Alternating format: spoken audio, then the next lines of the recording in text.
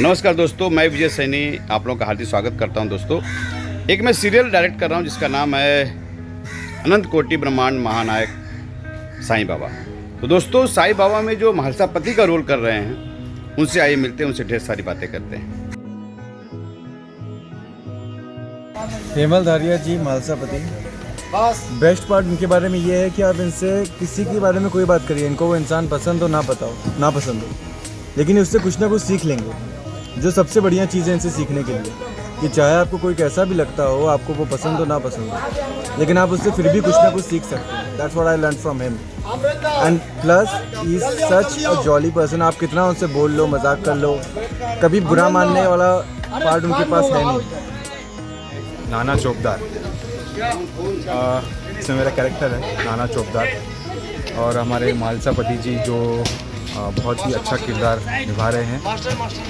और मतलब वो एक बाबा के बाद एक मैसेज देने वाले महर्षापति जी है इस शो में, जो कि बहुत अच्छा मैसेज लोगों तक पहुंचाने की कोशिश कर रहे हैं उनके ज़रिए। और बहुत एक्चुअली उनका नेचर भी बहुत अच्छा है, और हम सबकी एक बहुत अच्छी टीम बन चुकी है यहाँ पे। और मतलब मैं तो बस ये कहना चाहूँगा कि मतलब हेल्पफुल बंदे हैं रियल में भी और रील में भी। Thank you. महर्षापति के बारे में क्या बताओ। महर्षापति बहुत ही चतुर है, बहुत ही विद्वान है, और उनको बहुत अलग अलग टेक्निक्स आती है, ट्रिक्स आती है, जिससे वो हमें अगर कुछ साईं से मनवाना होता है तो हमें कोई युक्ति देते हैं जिससे हम साईं को जाके मनाते हैं और साईं से अपना काम कराते हैं।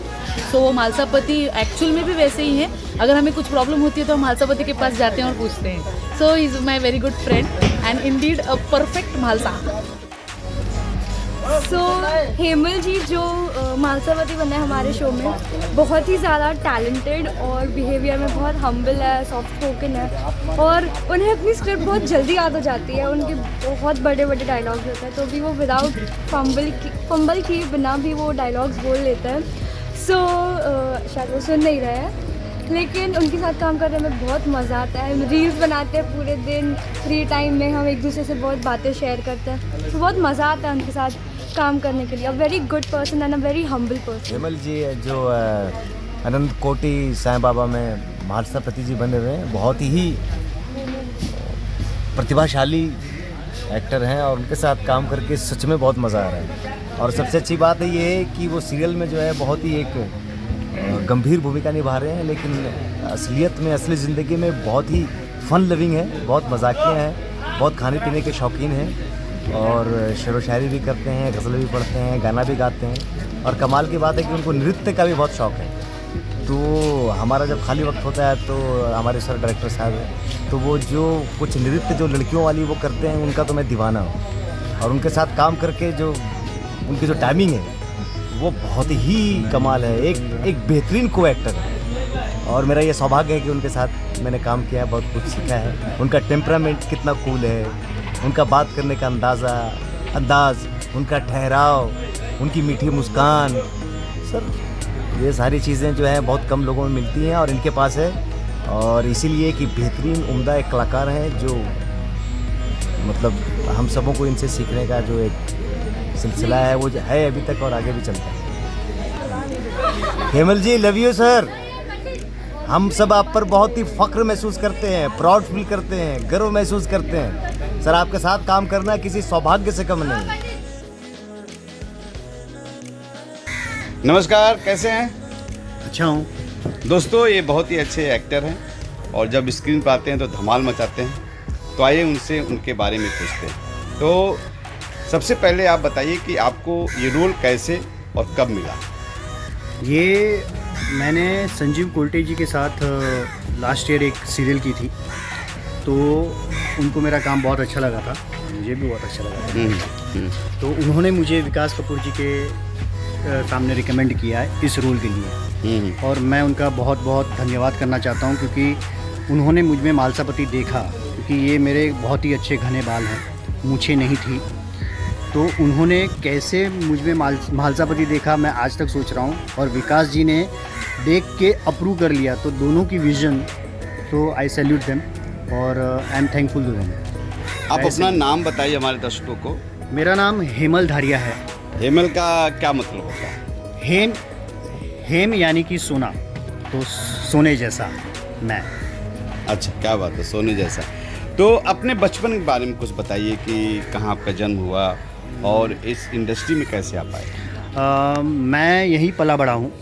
वैसे गुजरात से हम, लेकिन मेरा जन्म यहीं हुआ है। Schooling Mount Mary High School में गोरेगांव में, फिर कॉलेज मिठी बाई। और जब मैं कॉलेज में था तब मेरे एक नेबर हैं प्रकाश बारोट, उन्होंने कुछ ऐड पढ़ी थी। मिठी बाई कॉलेज में ही एक्टिंग इंस्टीट्यूशन था, पराग विजय ड्रामा एकेडमी। तो उन्होंने कहा कि ये पढ़, ये समथिंग डिफरेंट है, तुझे करना है। तो मैंने सोचा हाँ ये कुछ अलग है, क्योंकि पढ़ाई में तो मैं बहुत अच्छा था। तो मैंने CA एंट्रेंस भी साइमल्टेनियसली क्लियर किया था कोर्स के साथ। तो मैंने इंटरव्यू दिया, इंटरव्यू में मैं सिलेक्ट हो गया। फिर 1 साल का कोर्स किया वहाँ, और फिर मुझे डिसाइड करना था कि मैं CA करूँ या फिर एक्टिंग को परस्यू करूँ। तो फाइनली मैंने डिसाइड किया कि नहीं, मैं एक्टिंग को ही परस्यू करूँगा। तो BCom कंप्लीट किया मैंने ग्रेजुएशन। उसके बाद फिर इसी फील्ड में मैंने कंटिन्यू किया है। अच्छा, फिर आपने कुछ एक्टिंग के लिए ट्रेनिंग भी लिया? हाँ, वो मैंने कहा ना, पराग विजेता ड्रामा एकेडमी जो मिठी बाई में ही थी, तो वहाँ से मैंने 1 साल का कोर्स किया। और फिर ये मेरी जर्नी शुरू हो गई। क्या एक एक्टर बनने के लिए ड्रामा स्कूल या एक्टिंग इंस्टीट्यूट में को करने के लिए ज़रूरी होता है क्या एक एक्टर के लिए? ज़रूरी नहीं है, लेकिन अगर करें तो एक एडवांटेज तो है ही, ऐसा मेरा मानना है। जैसे हीरा होता है, उसको तराशा जाता है तभी वो निखर के आता है, वैसे ही एक्टिंग आपके अंदर ही होती है, लेकिन अगर उसको सही डायरेक्शन और तराशा जाए तो और निखर के आता है, ऐसा मेरा मानना है। तो आपने महालसापति रोल के लिए आप क्या क्या तैयारी की? पहले तो विकास जी एकदम कैरेक्टर को लेके क्लियर थे। तो जब मैं उनसे मिलने गया और जब मुझे सिलेक्ट किया तो उन्होंने इतना डिस्क्रिप्शन दे दिया था कैरेक्टर के बारे में, तो वो एक बहुत बड़ा एडवांटेज हुआ। फिर उन्होंने एक लिंक भेजी जो मैंने पूरा देखा, उसको स्टडी किया। फिर मैंने गूगल पे जाके महालसापति के बारे में जितना भी कंटेंट था वो पूरा डाउनलोड करके पूरा मैंने स्टडी किया। और स्क्रिप्ट हमको फॉर्चुनेटली शूटिंग से पहले विकास जी ने दे दी थी 60 एपिसोड की, तो वो पूरे मैंने पढ़े। और जो भी कैरेक्टराइजेशन लोग दूसरे कैरेक्टर्स मेरे बारे में बोल रहे हैं, जो मेरे बारे में लिखा गया है, और जो भी कंटेंट मैंने पढ़ा था, उस सब का मैंने एक नोट बनाई कि ये महालसापति का ये है, और ऐसे मैंने स्टडी किया इस रोल को। ओके, एक एक्टर के लिए, जैसे आप बोलते हो कि आप मुंबई के रहने वाले हो, तो फिल्म इंडस्ट्री में आने के लिए मुंबई का रहना कुछ फ़ायदेमंद हुआ आपको? फ़ायदेमंद की बेसिक स्ट्रगल जो होती है वो कम हो जाती है, कि आपका रहना खाना पीना वो सब टेंशन नहीं होता जो दूसरों को होता है। वरना ये फील्ड तो सबके लिए ओपन है, तो वो एक एडवांटेज है। दूसरा कोई और एडवांटेज मैं नहीं समझता। तो सब अच्छा, आप लोग मैं देखता हूँ कि जब देखो जब टाइम मिलता है तो आप लोग रील बनाते रहते हो, उसके बारे में क्या, ज़रा उसके बारे में कुछ बताओ आप। सर रील बनाते हैं क्योंकि हमको मज़ा आता है। और एक डायरेक्टर ने मैं काम कर रहा था, कहा था कि सीरियसली काम करने के लिए सीरियस होना ज़रूरी नहीं है। तो हम लोग एंजॉय करते हैं, तो वो एंजॉयमेंट, वो खुशी दिखती है। और credit goes to you also sir, कि आप इतना कूलली हमको ज़रा भी टेंशन नहीं देते हैं और इतना कूलली काम करवा लेते हैं कि हमको टेंशन नहीं होता कि सर है तो हो जाएगा, अगर गलती भी कर ली तो संभाल लेंगे। तो वो एक रिलैक्सेशन जो आप देते हैं वो भी बहुत काम करता है। अच्छा, फिल्म इंडस्ट्री में ज़्यादातर लोग एक्टिंग के लिए आते हैं, लेकिन हमारे पास कई ऑप्शंस हैं, जैसे कैमरामैन है, डायरेक्टर है, असिस्टेंट डायरेक्टर है, साउंड आर्टिस्ट है। तो जो नए लोग आना चाहते हैं उनके लिए आप क्या सजेशन देना चाहते हैं? ये जो भी जितने सारे ऑप्शंस हैं, अगर आपको किस में इंटरेस्ट है वो आपको पहले देखना है, और उस हिसाब से जिसमें आपको इंटरेस्ट है उसमें जाना है। ऐसा ज़रूरी नहीं कि एक्टर ही, क्योंकि एक जैसे सर ने कहा कि एक है कि भाई ये फील्ड है तो एक्टर, ऐसा नहीं है। बहुत सारे डिपार्टमेंट्स हैं, सबकी अहमियत है, और आपको किस चीज़ में इंटरेस्ट है वो करके अगर आप करेंगे तो आप उसमें बहुत आगे जा सकेंगे, ऐसा मेरा मानना है। बिल्कुल। अपना सीरियल साईं बाबा बहुत जल्द DD नेशनल पे आने वाला है, उसके लिए अपने दर्शकों को क्या कहना चाहिए? बस दर्शकों को यही कहना चाहूँगा कि 16 फ़रवरी से जो मंगलवार है 2021 हमारी सीरियल ऑन एयर आ रही हैं, तो आप लोग प्लीज़ देखें और उतना ही एंजॉय कीजिए जितना हम सीरियल बनाने में एंजॉय कर रहे हैं, और उसको सराहिए जिससे हम सीज़न 2 लेके भी आ सकें वापस। अपनी इंडस्ट्री में लोग बहुत जल्दी डिप्रेशन में चले जाते हैं। अपनी इंडस्ट्री में ही होता है ज़्यादा कि अलग इंडस्ट्री में भी होता है, मुझे नहीं मालूम, बट अपनी इंडस्ट्री में कुछ ज़्यादा ही, उसका क्या कारण हो सकता है? सर, इसका रीज़न ये है कि यहाँ रिजेक्शन सभी जगह है, लेकिन यहाँ बहुत है। मतलब तो वो रिजेक्शंस को फेस करना वो सबके बस की बात नहीं है। खाली हम जो भी कोई इस इंडस्ट्री में आता है तो जो सक्सेसफुल है उनको ही देख के आता है, लेकिन जब आने के बाद पता चलता है कि कितनी स्ट्रगल है, कितना पेशेंस चाहिए, तो वो मेंटली इतने स्ट्रांग नहीं होते कि हैंडल कर पाए। तो वो स्ट्रेंथ भी बहुत ज़रूरी है कि वो समझ कि कोई उनको गाइड करे कि भाई ये इतना इजी नहीं है जितना आप समझ रहे हैं, कि बहुत बलिदान मांगती है ये इंडस्ट्री, ये लाइन।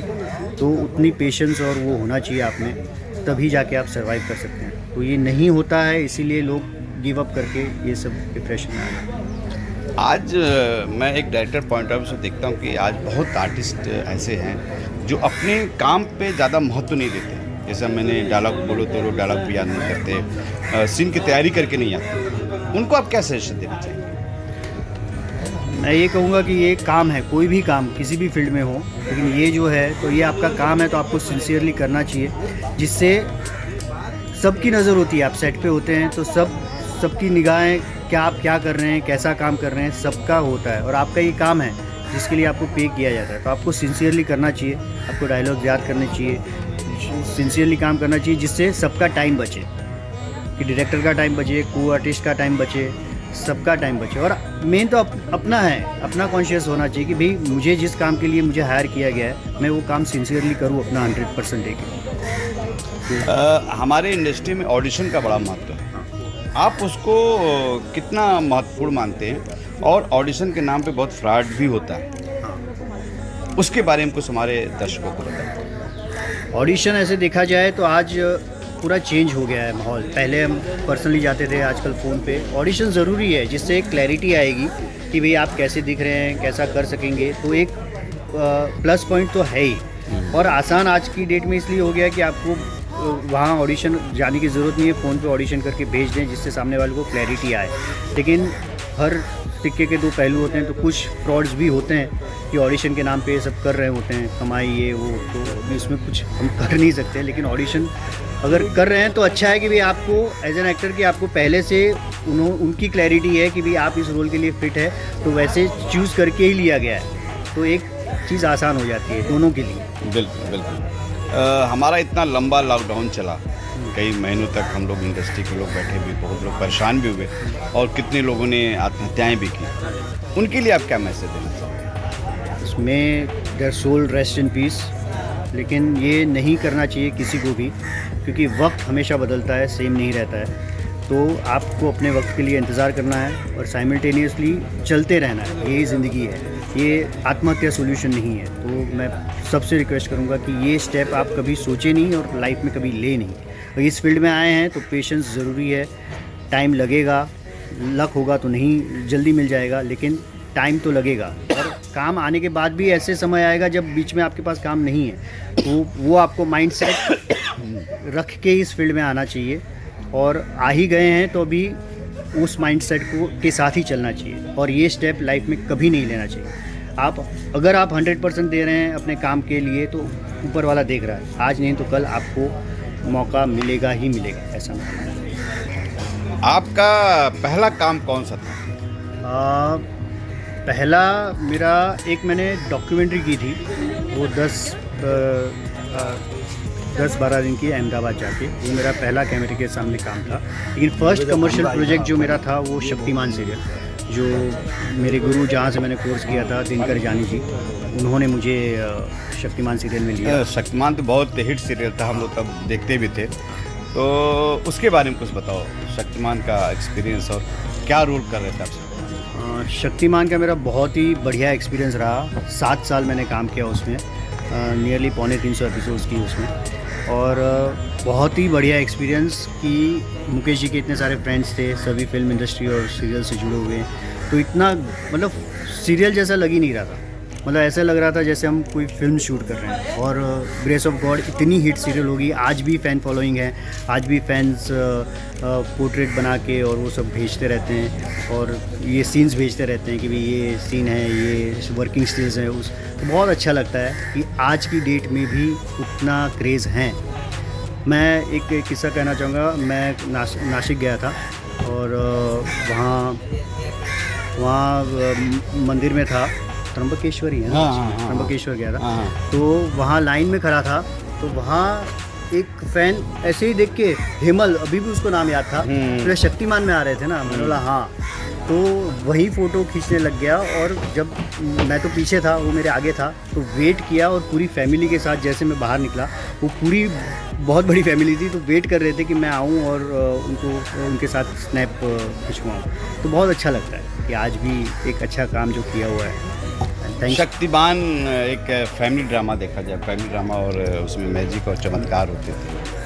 और ये सीरियल जो आप साईं बाबा कर, उसमें कुछ डिफरेंट महसूस होता है आपको?